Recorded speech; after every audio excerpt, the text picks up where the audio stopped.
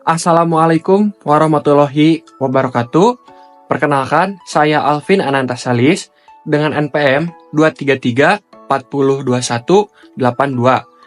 Saya di sini di video sesi 2 akan membahas kasus A, Health and Safety Environment, dengan judul Kebakaran Kilang Minyak PT Pertamina dalam 4 tahun terakhir.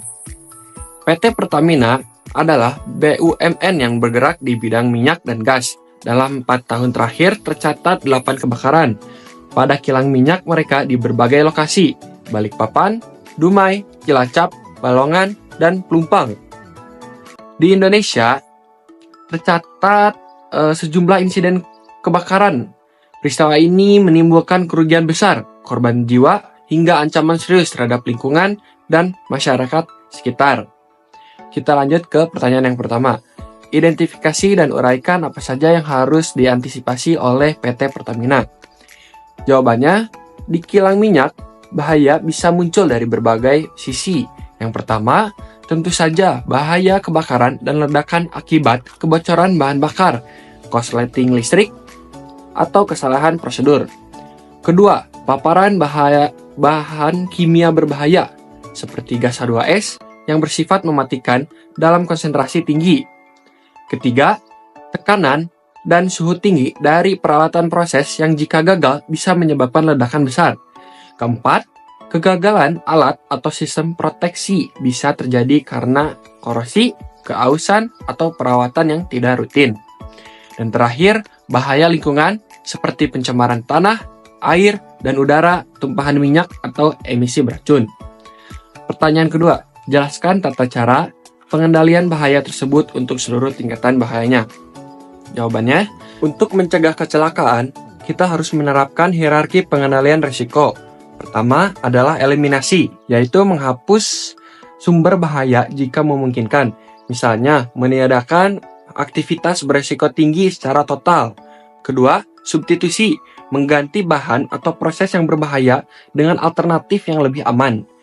Ketiga, rekayasa teknis. Ini termasuk memasang alat deteksi gas, sistem pemadam otomatis, dan katup pengaman tekanan. Keempat, kontrol administratif seperti pelatihan rutin, prosedur kerja standar, dan sistem izin kerja atau permit to work.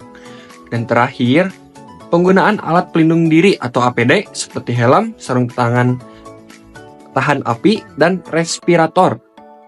Tapi perlu diingat, APD ini perlindungan terakhir, bukan solusi utama. Pertanyaan ketiga, jelaskan standar operasional HSE yang wajib diterapkan pada industri tersebut. Jawabannya, untuk mengelola risiko secara sistematis, perusahaan harusnya menjalankan standar HSE secara menyeluruh. Di antaranya, penerapan sistem manajemen K3 berdasarkan PP nomor 50 tahun 2012. Mengadopsi standar internasional seperti ISO 14001 dan ISO 45001 untuk keselamatan kerja untuk pengelolaan lingkungan. Wajib juga menerapkan sistem permit to work untuk pekerjaan seperti pengelasan, ruang terbatas, dan pekerjaan di ketinggian. Latihan rutin seperti fire drill, audit internal, dan pelatihan kompetensi juga harus menjadi agenda wajib. Dan yang tak kalah penting, membangun budaya keselamatan kerja yang dimulai dari level pimpinan hingga operator di lapangan. Jadi, tragedi berulang seperti kebakaran di kilang minyak Pertamina adalah cerminan bahwa masih ada celah besar dalam sistem pengendalian risiko. Dalam industri migas, HSE bukan sekedar dokumen atau slogan, tapi fondasi untuk menjaga keselamatan manusia, aset, dan lingkungan. Karena pada akhirnya keselamatan adalah tanggung jawab semua pihak. Terima kasih dari saya, mohon maaf bila ada kata-kata yang kurang mengenakan. Wassalamualaikum warahmatullahi wabarakatuh.